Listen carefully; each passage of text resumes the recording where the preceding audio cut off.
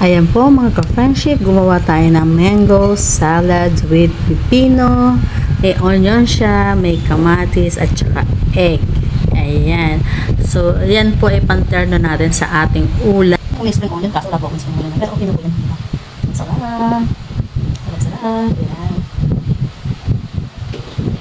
Diyan po yung sauce niya. Nilagyan ko po siya ng olive oil. Meron po siyang fish sauce. Tapos may honey at saka lemon. Ayan. So, oh, super sarap. Okay po. Ayan.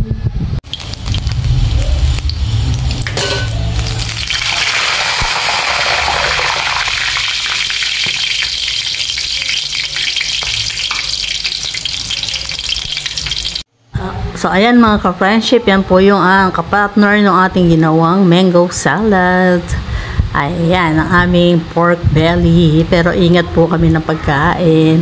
Madalang naman po kami kumain ng mga baboy-baboy talaga. Dahil alam po namin, BP namin tumataas.